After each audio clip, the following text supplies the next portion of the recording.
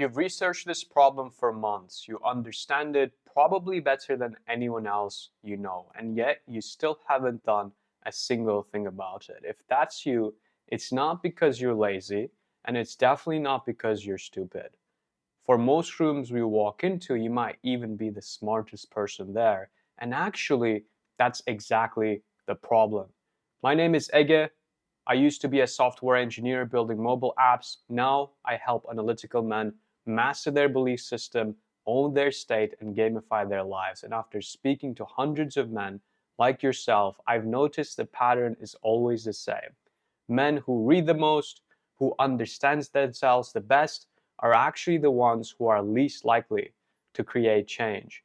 So in today's video, I'm going to show you why research isn't actually preparation, it's avoidance. We're going to talk about why your brain does this, the real fear underneath it, which is not the fear of failure, and the exact practice I used with myself and clients I work with to break this loop. So let's get into it, right?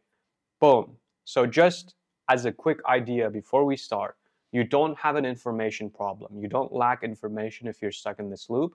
You actually have a nervous level or nervous system problem wearing the costume of an information problem.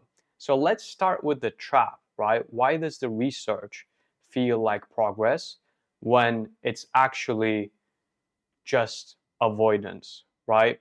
Researchers who study analysis paralysis have found something that's almost a little bit funny if we weren't stuck in it.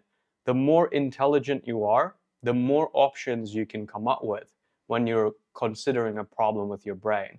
So when an average person sees two options, a guy who's intelligent can see 15 plus all the ways in which the choices can go wrong. And past a certain point, more information doesn't give you more clarity, it actually gives you more uncertainty. And there's even a brain imaging study that's done at a university downstate showing people with higher IQs have more activity in the regions tied to worry and rumination.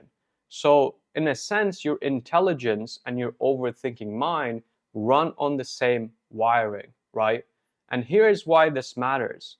Researchers have also found that when we experience fear, this quietly flips into avoidance because when we're afraid, deciding feels riskier than not making a decision at all. So your mind reaches for the option that just feels safe.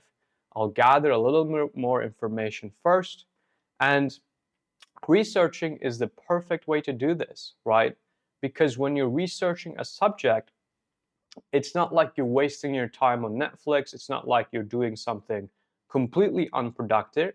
You're doing something that looks productive, that's wearing a coat of productivity without actually moving forward in the goal that you're engaging with, right? So if you're most men who's stuck in this loop, what you do is you buy the book, you listen to the podcast, you map your triggers about your beliefs in a spreadsheet, and you genuinely feel like you're making progress, but the bar never moves because you're not doing the thing that you're afraid of. You're actually just studying it. So one way I had this show up in my client calls is I had a client who told me I researched a thing I'm afraid of. So it feels like I'm making progress, even though I never act, right?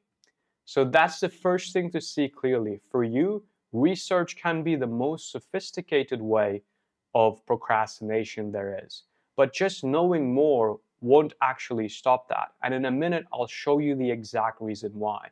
But first, we have to name the fear because it's not what you really think it is, right? Most people will tell you what you're experiencing is a fear of failure. However, I don't think that's quite right, and that hasn't been my experience working with people. And the distinction I'm about to make will probably change the way that you see this in your own life.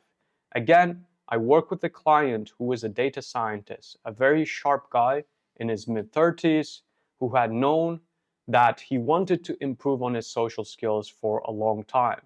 In fact, he had been studying this from his early 20s and now he was in his mid-30s, right? It's almost half his life. And yet, before we started working together, he still couldn't act. And when we slowed it down and looked at the mental pattern that was running him, what we found was it wasn't the failure that scared him, it was being witnessed when he was failing. So he said something that I'll never forget. He said, if I could fail and no one ever knew, I would be fine. This is interesting, right? So a lot of people think, oh, I'm afraid to fail, but actually they're afraid of being seen failing. And if the failing was done in private, they would be completely fine. And the thing is, when we trace this idea back on a call, what we found is it tied directly back into his childhood. He had a father who got very strict every time he made a mistake. So his nervous system, before he was old enough to question the belief, decided that being seen getting it wrong is dangerous. So decades later, right, as a man who's grown up, who's accomplished, this rule was still quietly running in the background in his mind every time he thought about putting himself out there. So, as someone with this rule, he does the only thing a mind can do when there's a threat. He avoids the action, he goes into research in his quiet, controlled, private environment while he still feels like he's moving forward, right? So, the reason you might get stuck in research is when you're researching something, you're at the comfort of your home. No one can see what you're doing, and it feels productive, right? You feel like, I'm getting better. This is great. I'm not staying stagnant. But again, this is just a form of avoidance. And the thing is, that's the reason why the advice around, oh, bro, just go for it, just take action, bounces straight off if you have a belief like this. Because you cannot use willpower to get out of a threat response, which brings me to the mistake that almost everyone else makes next, right? But before I show you that mistake, if you're recognizing yourself in this belief, I built a 3-minute free quiz that shows you which of these hidden belief patterns are actually running you. If you want this, it's the first link in description. Click the link below, take the quiz in a few minutes, and find your archetype so you can work on the specific belief that might be holding you back. Okay, back to the video, right? So here's a mistake a lot of people make when they're trying to work on this, right? They assume that if I just understand the problem deep enough, the understanding will set me free. But the truth is, it won't. And this is the most important idea, I would say, in this video, in this presentation. I call it the gap between understanding and access. Let me show you how this works with an analogy, right? I've been dancing bachata, which is a type of Latin dance, for a couple of years now. And my teacher can demonstrate how to do a body roll. The body roll is like a movement where you have your body like this and you go forward, boom. It's a bit like a wave, but with your body, right? And I can understand the mechanics perfectly in my mind, where the weight goes, how the spine moves, but I still cannot do it because he has thousands of reps and I've just done classes for a year, right? So understanding the body roll intellectually and being able to do it on command almost perfectly are two different things. And your inner world, the inner work you do, works the exact same way.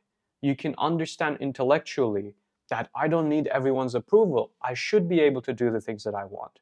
But being able to access that calm, unbothered state in the moment when you're about to walk into a high stakes meeting, when you're about to talk to a woman that you're interested in, or when you're about to send a message that could ruffle some feathers, it only comes from practicing that state.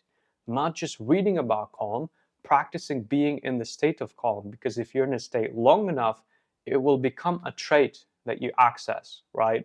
So a simple way I say this is the amygdala doesn't speak English. The part of your brain that fires the fears response does not care how well you know yourself, how well you explained yourself, or how much logical selling you did to your own mind to say, this is not good, right? This is also the reason why if you've done a retreat, you've done a boot camp, you've done, I don't know, week-long experiences where you go somewhere, you meditate, Maybe you do state practices, all of this stuff. What happens a lot of the time, and again, I've spoken to a lot of people who did this, and I used to work at a company who did week-long retreats, so I've seen this firsthand, right? In these retreats, you are temporarily flooded with a new state, and you override your fears for a few days. But what happens for most people is months later, you just snap back into the same state because underneath, nothing changed. The information doesn't actually change people.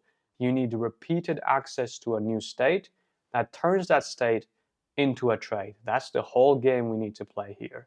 So the answer to dealing with this problem, to resolving it, was never, oh my God, I need to understand this better. The answer was, when you change the belief underneath, you have a new state that emerges.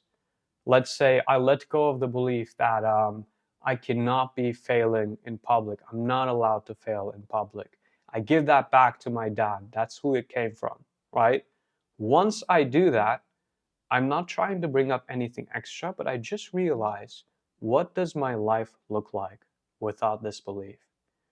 And as I realize that, I might recognize, there's a sense of liberation in my chest. So I just focus on that state and I keep coming back to it for a couple of times a day for next few months. And then over time, that state becomes a trait. But there's also a very simple way to systematize this so you don't have to guess where you're going. It's 3 steps, it's very simplified, and this is exactly what I do with the clients that I work with, right? First, we regulate.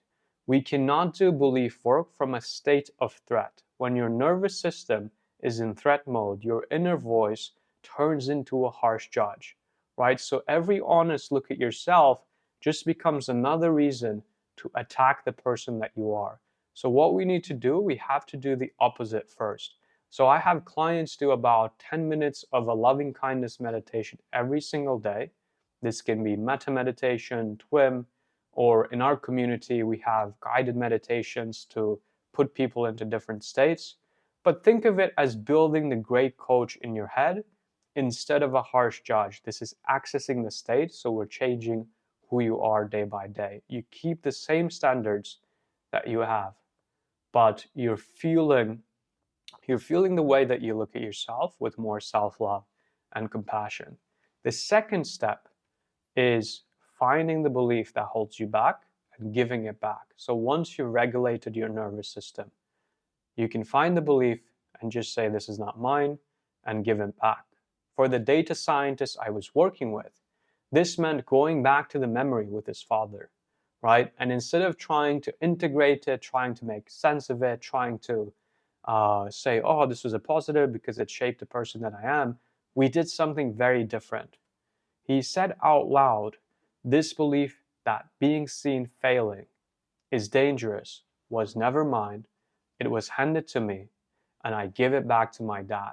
And as he said that, he imagined taking this belief out and giving it back to his dad. And what happened next was, he said there was this weight off his shoulders, right? And this is not like a metaphor. This is how he felt physically, because sometimes we carry ideas also as sensations in our body. So once we do that, once we regulate, we find the belief at its core, we give it back. The third step is to practice the new state consistently over the next few months. So you can do 10 minutes, 15 minutes, twice a day to go deep into this state throughout your days, to really recall it, to really understand, what is it like for me to navigate day-to-day life in this new experience. So you can say in total 20 minutes a day if that's what you want. And the core idea here, right, is if you want to create this change, the rule you should abide by is, for the next 90 days, don't read any books, don't try to learn any new frameworks. You already have enough information to make this work for a few lifetimes. And what you're missing is repetition in a new state. So I remember when I had my call with this data scientist, he didn't say, oh, now I understand what was missing. He already understood. He said, I'm more likely to do the things I was avoiding now because I know I've got my own back. That right there is the difference between understanding and access. And that's what finally moves someone towards action. It's not understanding, it's building access to a new state. So, just as a quick recap, right, if you've been following along so far, if you're stuck researching instead of acting, this is the important thing to focus about. You don't have an information problem, you have a nervous system problem that's wearing the costume of an information problem. That's why your research feels like progress, but it's actually avoidance. And the fear you have underneath isn't necessarily failing, it's being seen failing. And no amount of understanding will close that gap, will make that fear go away. You can only make that fear go away by regulating your state and changing the belief system that created this fear. So if you want to know which specific belief is running your pattern, take the 3-minute quiz that's completely free in the description. I'll show you your archetype, the exact belief driving it, and how you can rewire that belief in the next 7 days. And if you found this valuable, please subscribe and follow along, because I break down the inner operating system of an analytical man like you every week. Thanks for watching. I hope this serves you, and I will see you in the next video.